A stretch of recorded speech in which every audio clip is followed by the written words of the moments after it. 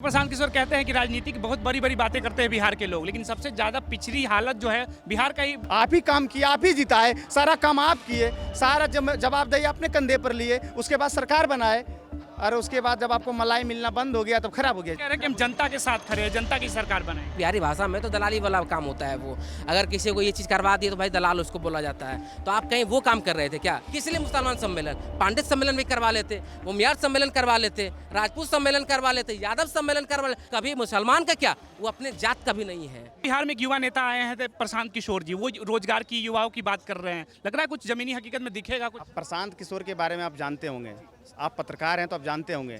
Student union का election था। मैं आपको एक वाक्य याद दिलाता हूँ 2018 का। एक दारू व्यवसायी मोहित प्रकाश था, दारू व्यवसायी का बेटा दारू व्यवसायी था, वो छात्र जेडीयू से था और उसके लिए उन्होंने यूनिवर्सिटी चुनाव को, यूनिवर्सिटी के यूनियन इलेक्शन को करप्ट बनाया और करोड़ों रुपया खर्चा करके मगध महिला और पीडब्ल्यूसी तमाम छात्रा को, आप सबको जो चाउमीन बर्गर पिज़्ज़ा फ्री करवा करके इस तरह से VC को हाईजैक करके VC को करोड़ों रुपया का ऑफर दे करके जेडीयू के लिए काम किया, भाजपा के लिए काम किया, सबके लिए काम किया। और वही आज कहता भाजपा खराब है, जेडीयू खराब है। मतलब आपके अनुसार आपको मोटा रकम मिला, आप उनके लिए काम किए, नीति बनाए, उसके लिए मेहनत किए, वो बहुत अच्छा था। आप पैसा देना बंद कर दिया, भाजपा खराब हो गया, जेडीयू खराब हो गया। फिर कल होकर आप कहने लगे आरजेडी खराब हो गया, परसों के भाजपा खराब हो गया। आपके मतलब आप जो कहते रहे हम लोग मानते रहे। बिहार की जनता उतनी मूर्ख और बकलोल नहीं है। बिहार की जनता बहुत तार्किक होते हैं, बिहार की जनता बहुत राजनीतिक होते हैं, बिहार की जनता उड़ती हुई चिड़िया को हल्दी लगाने जानती है। इसलिए प्रशांत किशोर का दुकानदारी यहाँ बिहार में चलने वाला नहीं है। यही तो प्रशांत किशोर कहते हैं कि राजनीति की बहुत बड़ी बड़ी बातें करते हैं बिहार के लोग, लेकिन सबसे ज्यादा पिछड़ी हालत जो है बिहार का ही पूरा गया गुजरा है, एकदम बीमारू राज्य। नहीं, बीमारू राज्य में उसमें तो आप भी शामिल है ना। जदयू का बात कर रहे हैं आप, भाजपा का बात, उसके लिए आप काम कर रहे थे ना, उसकी सरकार में आप सरकार बनवाया है ना। आप उतना दिन क्यों काम कर रहे थे उसमें, उसका विरोध क्यों नहीं किए? नहीं, आप क्यों काम कर रहे थे, हम ये जानना चाह रहे हैं ना। आपको पता होगा, आप पत्रकार हैं, तो जदयू के लिए काम किया प्रशांत किशोर की नहीं किया, भाजपा के लिए काम किया कि नहीं किया? आप ही काम किया, आप ही जिताए, सारा काम आप किए, सारा जवाबदेही अपने कंधे पर लिए, उसके बाद सरकार बनाए और उसके बाद जब आपको मलाई मिलना बंद हो गया तब खराब हो गया जदयू। कह रहे हैं कि हम जनता के साथ खड़े हैं, जनता की सरकार बनाएंगे। हाँ, जनता की सरकार बनाएंगे। आप उनको उनसे नहीं पूछते हैं कि ये जनता नहीं चुनी सरकार, ये किसका सरकार था? उसके बाद जनता का सरकार बनाइएगा। मुख्यमंत्री का चेहरा कौन, आप नहीं होइएगा। उनसे ही सवाल करिए कि मुख्यमंत्री का चेहरा, वो कहते हैं कि दलित को हम प्रदेश अध्यक्ष बनाएंगे, दलित को राष्ट्रीय अध्यक्ष बनाएंगे। आप आरजेडी का अभी 3 गो देख लीजिए, तो 3 गो लगातार शुरुआत में उन्होंने अपने दलित को ही प्रदेश अध्यक्ष बनाए, लेकिन भाई मुख्यमंत्री तो लगातार बनता है वो लोग। तो हम वही सवाल प्रशांत किशोर जी से करना चाहते हैं कि अगर आप दलित को अध्यक्ष बना रहे हैं, लेकिन मुख्यमंत्री कौन होगा भाई, इसका चेहरा तो बताओ। जब जनता जो चुनकर जिनको लाएगी उसको हम बनवाएंगे मुख्यमंत्री। जनता तो विधायक चुनेगी, मुख्यमंत्री तो आपकी पार्टी में से जो विधायक चुन कर आएंगे वही तय करेंगे ना। आप मुख्यमंत्री का चेहरा घोषित करिए ना, नहीं करेंगे वो। मुख्यमंत्री उनको बनना है, बस हमको और आपको बार्गेनिंग करके ये सब कुछ ऐड कर रहे थे। देखिए, प्रशांत किशोर के बारे में ये कह रहा हूँ कि 2011 का काल था, वो दौर था। उस 11 में आप देखेंगे प्रशांत किशोर जी का, तो उस समय गुजरात का जो मुख्यमंत्री थे नरेंद्र मोदी जी के साथ उन्होंने काम करना शुरुआत किया था। क्या प्रशांत किशोर को इससे पहले पता नहीं था कि भारत में अटल बिहारी वाजपेयी प्रधानमंत्री हुए थे? क्या तब उनकी इस बात की जानकारी नहीं थी कि अटल बिहारी वाजपेयी कितना बढ़िया काम किए थे, कितना बढ़िया काम नहीं किए थे? उसके बाद नरेंद्र मोदी की सरकार बनने के बाद 14, 15, 16, 17 आप उनके साथ रहे साथ में, 15 फिर साथ मिलकर काम किए। क्या आपको तब नहीं लगा कि प्रधानमंत्री नरेंद्र मोदी इतना बढ़िया काम नहीं कर पा रहे हैं? क्या नीतीश कुमार इतना बढ़िया काम नहीं कर पा रहे हैं? तब आप जनता के बीच क्यों नहीं गए? जब जनता के बीच आप नहीं जा पाए तो इतने पैसा ला कहाँ से रहे? आप जब घूम रहे हैं, चारों साइड आप घूम रहे हैं, तो इतना घूमने में पैसा तो खर्च होता है ना। अल्टीमेटली पैसा आया कहाँ से, किसका पैसा है वो? चलिए ठीक है, पैसा की बात हम नहीं करते हैं, लेकिन आप कह रहे हैं कि आप 100 रुपये हम चंदा लेंगे। चंदा किससे लेंगे, कैसे लेंगे चंदा? आपकी पार्टी गठन अभी तक हुई नहीं है। जब पार्टी ही नहीं बनी है तो चंदा कैसे मिलेगा? सवाल है ये। 2 अक्टूबर को बन तो रही है पार्टी बनेगी, उसके बाद में बात होगी। लेकिन जब पार्टी बन जाने के बाद क्या लगता है कि कैसे इंश्योर करिएगा जनता को कि हम आपके लिए बेहतर विकल्प हैं? कैसे इंश्योर करेंगे कि हम आपके लिए बढ़िया काम कर पाएंगे? इससे पहले आपने कौन सा काम किया था?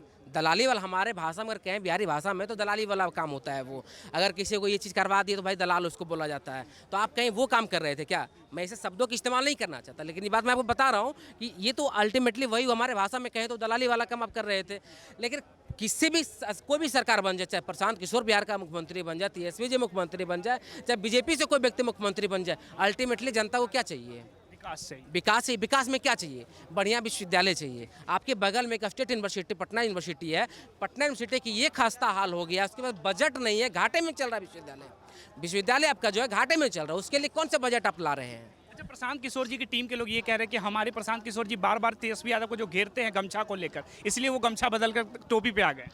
देखिए, आप इसका मतलब अगर कोई बड़ा नेता अगर किसी भी बड़े नेता का विरोध करे, इसका मतलब समझिए दूसरे का बहुत ताकतवर है वो।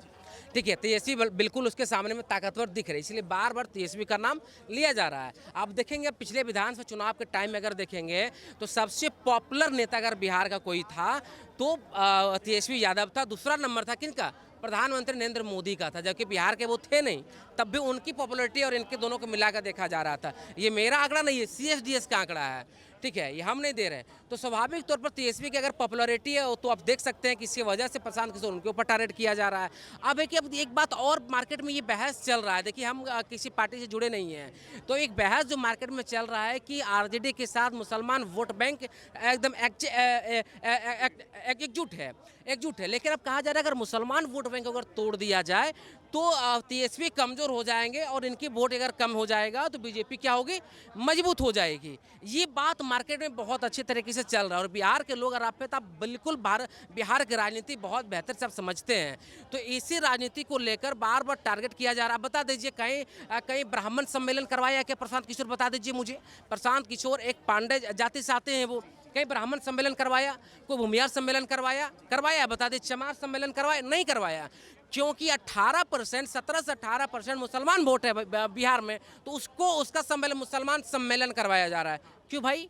किस लिए मुसलमान सम्मेलन? पांडित सम्मेलन भी करवा लेते, भूमियार सम्मेलन करवा लेते, राजपूत सम्मेलन करवा लेते, यादव सम्मेलन करवा लेते, हर जाति का सम्मेलन आप अलग अलग करवा लेते तो मानते हैं हम। लेकिन जातियों का सम्मेलन क्यों करवा रहे हैं? लेकिन प्रशांत किशोर का एक टिप्पणी है, वो कहते हैं बार बार कि हम जब बिहार में जातिवाद नहीं है, जब बिहार में जातिवाद नहीं है, धर्मवाद नहीं है, तो फिर जातिवाद और धर्मवाद पे बहस क्यों कर रहे हैं आप? क्यों आप मुसलमानों का सम्मेलन करवा रहे हैं आप? जब ये बात आप खुद कह रहे हैं तो पहले आप प्रशांत जी, आप पहले आप खुद में क्लियर हो लीजिए कि आप कह क्या रहे हैं, बोल क्या रहे हैं, जनता को कैसे बेवकूफ़ बना रहे हैं। जनता तो बेवकूफ़ नहीं बनेगी। प्रशांत किशोर जी ये तर्क देते हैं कि मुसलमानों के सभी पार्टियों ने हाशिए पे रखा, इस वोट तो ले लिया, विकास का कोई पैमाना नहीं दिया उनको बदले में। इसके लिए हम सभी मुसलमानों को एक मंच पे ला रहे हैं ताकि उनको हक मिल सके। कौन पार्टी हाशिए पर रखा, ये बता दीजिए मुझे। RJD को घेरते हैं, कांग्रेस को घेरते हैं। आप मुझे बता दीजिए, हाशिए पर मुसलमान इसकी लड़ाई तो लड़ ही नहीं रहा है। मुसलमान तो लड़ रहा है भाई, हमारे रिप्रेजेंटेशन की बात वो कह रहा है। हमारा रिप्रेजेंटेशन कहाँ मिलेगा? हमको कौन रिप्रेजेंटेशन दे रहा है? इसकी लड़ाई है ना। अब देखिए, RJD के अंदर आप देखेंगे मुसलमानों को रिप्रेजेंटेशन नहीं है। अब देखिए, प्रधानमंत्री नरेंद्र मोदी कितने लोग का कैबिनेट अपने मंत्री बनाए हुए बता दीजिए। जदयू के लोग अपने कैबिनेट कितने लोग को मंत्री बनाए हुए देख लीजिए, कितने लोग को सांसद बनाए देख लीजिए। तो सबसे ज़्यादा अगर किसी ने रिप्रेजेंटेशन दिया है बिहार में तो RJD दी है, लेकिन हम RJD का प्रवक्ता तो है नहीं, लेकिन दिया है उसने। तो आप देख लीजिए, इस बात से समझ सकते हैं कि मुसलमानों की लड़ाई इसकी है नहीं। वो चाहता है कि हमारा रिस्पेक्ट हो, हमारा इज्जत हो, हम स्वाभिमानी तरीके से हम अपने देश में रहें। जब उनको कह दिया जाता है कि तुम भारत का नहीं हो, तुमको भारत माता जय तुमको बोलना पड़ेगा, बलजबरी बोलना पड़ेगा। भाई हम नहीं बोलेंगे, तुम क्या करोगे? अगर ये बात तुम अगर हमको कहवाना चाह रहे हो, इसका मतलब क्या है? मेरे ऊपर तुम थोप रहे हो।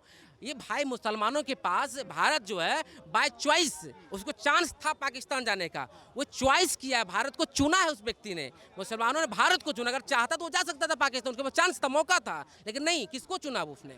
जिन्ना को नहीं चुना, उसने चुना है गांधी को चुना, उसने चुना है भगत सिंह को चुना, अशफाक उल्लाह खां को चुना, उसने राम प्रसाद बिस्मिल को चुना। आप कैसी बात कर रहे हैं मुसलमानों के खिलाफ? ये प्रशांत किशोर कभी मुसलमान का क्या, वो अपने जात का भी नहीं है। अगर अपनी जात का तो पांडे सम्मेलन करवा लेते तो बड़ी बात होती। सभी जातियों का सम्मेलन करवाना एक पॉसिबल लगता है आपको इतना? सभी जातियों को एक मंच पे ले आए? अच्छा बता दीजिए, सभी जाति का नहीं ला पा रहे हैं। 18% मुसलमानों का सम्मेलन करवा ले हैं, 2% 1% जो आपका 1.5% जाति है उसका सम्मेलन आप नहीं करवा पा रहे हैं। कैसा बात करते हैं प्रशांत जी, हमको समझ में नहीं आता। हम तो जल्दी उनके खिलाफ बोलते नहीं दरअसल, लेकिन जब इस तरह से मुसलमान सम्मेलन करवा रहे हैं, इससे मुझे आपत्ति है। अगर आप जनता की बात करें, जनता की बात करिए ना। जनता में मुसलमान भी आते हैं, हिंदू भी आते हैं, सिख भी आते हैं, ईसाई भी आते हैं जनता में। सबकी बात करिए ना, क्यों सम्मेलन करवा रहे हैं? अगर धार्मिक सम्मेलन ही करवाना है तो भाई राजनीति छोड़ दीजिए। धर्म सम्मेलन तो हमारे विवेकानंद भी किए थे। कहाँ किसी धर्म के खिलाफ उन्होंने कोई बात कही है? स्वामी विवेकानंद कहीं बता दिए कोई धर्म के खिलाफ उन्होंने बोला है? जब अमेरिका में शिकागो में जब सम्मेलन चल रहा था, उस सम्मेलन में क्या कहा था? सभी धर्म की बात उन्होंने किया था। तो सब धर्म की बात करिए आप। आप तो वो काम नहीं कर रहे। आप तो पॉलिटिकल पार्टी बना रहे हैं, धर्म की बात कर रहे हैं भाई। धर्म, कार्ल मार्क्स ने कहा था अगर राजनीति में अगर धर्म अपनाते, धर्म वैसे भी क्या है, अफीम की तरह है। ये शब्द उन्होंने कहा था, आज भी उनकी बात ही प्रासंगिक है। अगर जिस देश में राजनीति में अगर धर्म का नाम धर्म अगर आ जाएगा, समझ लियो उस देश का डेवलपमेंट नहीं हो पाएगा, उस देश का विकास नहीं हो पाएगा, उस देश के। लेकिन हिंदुस्तान की राजनीति में तो धर्म बहुत हावी रहता है, अभी लोकसभा चुनाव में भी दिख रहा था। ये हावी कब रहता है? आज तो देखिए, अभी कुछ दिन पहले लोकसभा का चुनाव हुआ तो लोगों ने कहा कि भाई देखो राम मंदिर बनवा दिया है, सारा हिंदू एकजुट हो गया, नरेंद्र मोदी को 400 पार। किसी ने कहा भाई 1000 पार, किसी ने कहा 4000 पार, कोई कहा 500 पार। मुझे नहीं पता कितना लोकसभा का सीट है। जीएसटी काट के वापस कर दिया उनको, जीएसटी काट के वापस कर दिया गया। जीएसटी का जो मामला था मोदी जी का लाया हुआ था, और इस बार 400 पार का जो नारा था उसमें से जनता ने जीएसटी काटा और 240 को वापस की। अच्छा, ये प्रशांत किशोर के बारे में जो कह रहे हैं कि आप उससे सहमत है या फिर आपकी कुछ और राय? कौन? प्रशांत किशोर जी के बारे में आप क्या सोचते हैं? वो जो सबके दुकान सजाया करते वो प्रशांत किशोर, क्या कह रहे थे, क्या कह रहे ये थे? आपके सामने तर्क दे रहे थे ना, तो प्रशांत किशोर जी अलग अलग पार्टियों का काम करके अब जनता का काम करने बिहार आए। देखिए, मैं मुसलमान हूँ, ठीक है, ये एक हिंदू हैं, ये सनातन धर्म से आते हैं, ये आते हैं डेली शाम में, ये मुझे बोलते हैं अस्सलाम वालेकुम, मैं इन्हें प्रेम से बोलता हूँ जय श्री राम, ठीक है। इस तरह से ये हमसे जय श्री राम बुलवा सकते हैं। लेकिन कोई जोर जबरदस्ती करके बोलेगा कि तुम जय श्री राम बोल दो और भारत माता की जय बोल दो, तो ये तो कतई बर्दाश्त नहीं किया जाएगा, ठीक है। ये हमारी लोकतंत्र है, हम भी इस देश के नागरिक हैं, जो मेरा मर्जी करेगा, संविधान हमको अधिकार दिया है, उस संविधान से हम चलते हैं, जो मेरा मन करेगा हम वो करेंगे, संविधान के दायरे में रह के, संविधान का उल्लंघन। प्रशांत किशोर भी तो इसी का बात कर रहा है ना कि मुस्लिम समाज को उसका हक देने की बात कर रहे प्रशांत किशोर 40 सीट मुस्लिम देने की बात कर रहे हैं, जब पार्टी उनका बना नहीं तो उन्होंने बात कर दिया, ठीक है। अगर वही आरजेडी के कोई नेता तेजस्वी यादव या लालू प्रसाद यादव अगर मुस्लिम को 40 सीट देने की बात कर देते हैं तो विपक्ष में तो हंगामा हो जाता, हंगामा हो जाता है कि आरजेडी मुस्लिम की पार्टी है, तेजस्वी मुस्लिम की पार्टी है। आज प्रशांत किशोर पांडे को कोई क्यों नहीं बोल रहा मुस्लिम की पार्टी है? काहे कि वो बीजेपी का बी टीम है, वो बीजेपी के लिए काम कर रहा है, वो बीजेपी के लिए काम करके यहाँ पर जदयू को, आरजेडी को, कांग्रेस को यहाँ चोट पहुँचाने आया है। लेकिन मैं बता देना चाहता हूँ आपके चैनल के माध्यम से कि ये मनोकामना आपका बिहार में पूरा नहीं होगा, ये मनोकामना आपका बिहार में पूरा नहीं होगा। आप जिस टाइम सबकी दुकानें सजा रहे थे प्रशांत किशोर जी, उस टाइम बिहार के युवाओं के बारे में, बिहार के किसानों के बारे में, बिहार की महिलाओं के बारे में, बिहार के जवानों के बारे में क्यों नहीं सोच रहे थे? उस टाइम भी तो सोच सकते थे। उस समय तो आपका नारा दिया हुआ प्रधानमंत्री बन गए, आपका नारा दिया हुआ हमारे राज्य में मुख्यमंत्री बन गए। कौन सा नारा? हर हर मोदी, घर घर मोदी। लेकिन हिंदुस्तान की जनता को नहीं पता था कि निकल जाएंगे इतने बड़े गड़बड़ मोदी, ठीक है। वही बाहर किए कि बिहार में बाहर है नीतीश कुमार है, कुशासन की सरकार है, क्या बोलते हैं, हाँ सुशासन की सरकार है। ये सुशासन की नहीं, ये कुशासन की सरकार है। जब से ये सरकार आई है देख लीजिए, अपराध, बलात्कार का मामला देख लीजिए बिहार में, डकैती का मामला देख लीजिए बिहार में, हत्या का मामला देख लीजिए बिहार में, लूट का मामला देख लीजिए बिहार में, ठीक है। दहेज का मामला देख लीजिए बिहार में। दहेज पे तो कुछ बात ही नहीं करते नीतीश कुमार जी। दहेज पे हमारे आंकड़ा के हिसाब से महीना में 4 से 5 बेटियां सुसाइड करती है, आत्महत्या करती है, उसको जला दिया जाता है। दहेज इतना बड़ा मामला है, दहेज पे तो कुछ नहीं बोलते मेरे मुख्यमंत्री।